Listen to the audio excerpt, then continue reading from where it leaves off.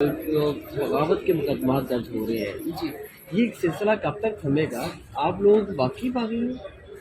देखिए, बगावत अगर सच बोलना है तो फिर आप क्या कह सकते हो उन लोगों का जो मुल्क चला रहे हैं। अगर सच बोलना गद्दारी है तो फिर इनके बारे में आप क्या कहोगे?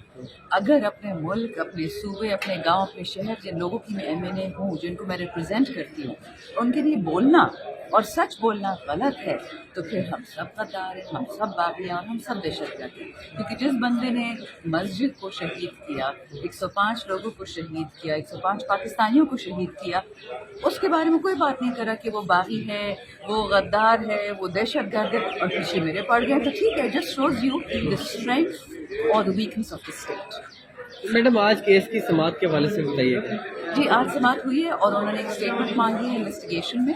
पुलिस के साथ वो हम दे देंगे और इससे ज़्यादा तो कोई फिलहाल टेक्निकली कॉम्प्लिकेटेड नहीं है। इंटरेस्टिंगली लाहौर हाई कोर्ट ने नोटिस इशू कर दिए हैं टू द स्टेट, क्योंकि एग्जैक्टली जो सेक्शंस मुझ पे हैं, जो दफात हैं 124A, 153 और 505, एक वो अंग्रेज़ों के ज़माने की है ना, कि जब अंग्रेज़ बिल्कुल को चुप करता था ब्राउन चमड़ी वाले को, तो वही लगाई है। और वही लाहौर हाई कोर्ट में केस लगा कि जिस दौर की ये दफात है ये कानून से ख़त्म हो जानी चाहिए। मगर दौर तो अब भी वही चल रहा है अगर आप लगता देखें। तो ऐसा ही है। अच्छा मैडम, आखिर में बताइए कि रात फिर जमान पार्क में पुलिस की भारी नफरी पहुंची है, जी। कारकुनान सुबह तक बैठे रहे, तो क्या आपकी रेड लाइन क्रॉस करने लगे हैं ये?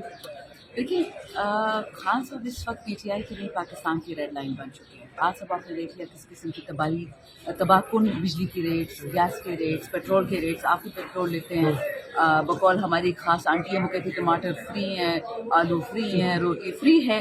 तो अगर हुकूमत ये काम करेगी कि अपनी, और ये मैंने देख लिया बहुत दफ़ा कि जब भी महंगाई आनी होती है तो ये लोग या किसी एफआईआर वाले, पीटीआई वाले पे एफआईआर काट देते हैं या खान साहब के अरेस्ट के लिए पहुंच जाते हैं। These are called political divergences. तो अगर उनको यही मिला है दहशतगर्दी से लोगों को डाइवर्ट करने के लिए या महंगाई से लोगों को या अपनी कमज़ोरियों से या अपनी, जो मैं कहती हूँ जिन्होंने इस मुल्क के साथ जुल्म किया, अगर उससे आपने डाइवर्ट करने ये तरीके तो कहते हैं इनको कौन रोक सकता है। तो गुड न्यूज़ है कि अवाम अब वो नहीं रही जो 1980 में होती थी, उन जनज़ा के दहाइयों में थी। इवन जनरल मुशर्रफ की बहुत लोग आगे आ गए हैं। खान अब मुल्क की आवाज़ है। अल्लाह उनको लंबी ज़िंदगी दे, 100 साल तक ही रहेंगे ना, पर उसके बाद क्या होगा? इस पाकिस्तान में तो रहना है। हम जो जद्दोजहद कर रहे हैं और जो तमाम पाकिस्तानी, बेशक जो पीटीआई से नहीं भी हैं, वो इस वक्त खान साहब के साथ इसलिए खड़े हैं कि वो हक की आवाज़। ये बताएं कि सियासी जो सूरत हाल है इस वक्त, जो मनी बजट भी आ चुका है, तो इसके ऊपर आप क्या कहेंगे? आप के वाले सवाल को मैं सिर्फ इतना बता दूंगी कि इन सबको ओसीडी है, ऑब्सेसिव कंपल्सिव डिसऑर्डर। जब खान हुकूमत में था तो वो सब गड़बड़ कर रहा था, हुकूमत में नहीं है तो गड़बड़ कर रहा है। सो दे हैव टू डिसाइड कि खान पाकिस्तान के लिए कितना ज़रूरी है, इतनी इंपॉर्टेंस तो उसको खुद दे रहे हैं। दूसरी बात रही महंगाई की। देखिए, महंगाई का मैं क्या कहूँगी, इन लोगों ने झूठ बोला, इन लोगों ने कुरान पे हाथ रख के झूठ बोला।